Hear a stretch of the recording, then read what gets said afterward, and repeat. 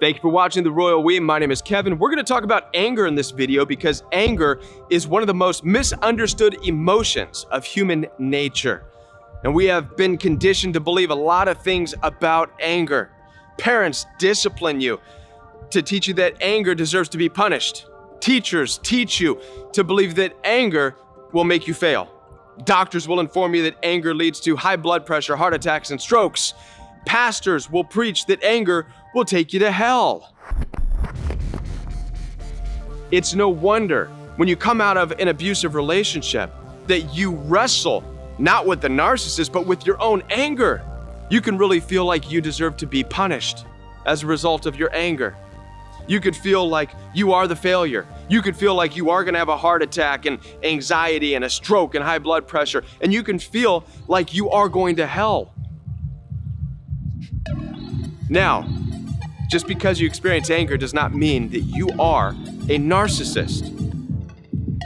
And that's what we're going to talk about in this video.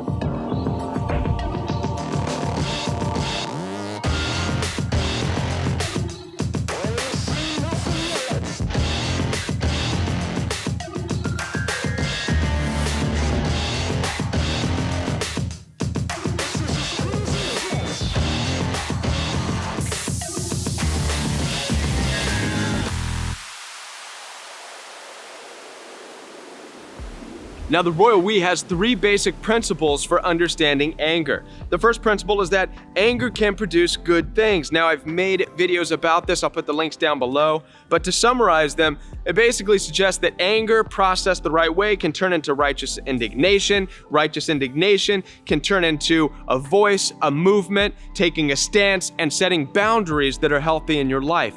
These are good things.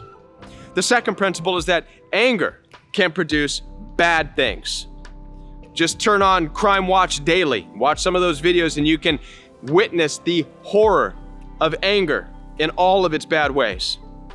And the third thing to understand, the third principle, is that either way, whether anger moves you towards good or towards bad, anger can be toxic. You always run the risk of anger becoming toxic and pushing people away from you and out of your life. I demonstrate this in the very popular cup video. I suggest you watch that, link down below. A small drop of toxicity can change your entire color, man. That's what that video is all about. You have to be aware of that. However, when it comes to narcissism, you have to understand that anger does not make you a narcissist. You can be angry, but that does not mean that was a wasp just flew over my head. Does not mean you are narcissistic. I believe that narcissism rests in the reason for the anger. Say it with me. Narcissism rests in the reason for the anger. That's what we're going to explore.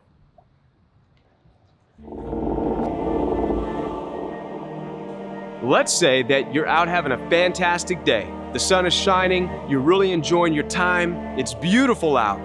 But suddenly, something happens out of nowhere that takes you back to a place and time where you were being insulted, you were being abused.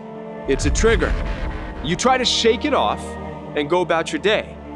But then suddenly you feel it again. And then before you know it, you're taken away. You're removed, not physically, but mentally. And you feel isolated, you feel alone, and you feel wrapped in the insults and wrapped in the abuse. And then it's not long of this lost feeling before the adrenaline kicks in. Your amygdala starts to pump the adrenaline through your body. You're in fight or flight response, and you're fighting off the attack. You're fighting off the insults. You're fighting off the assault. And it feels very real. This is called a flashback, or even a violent fantasy. And this could go on for minutes or seconds.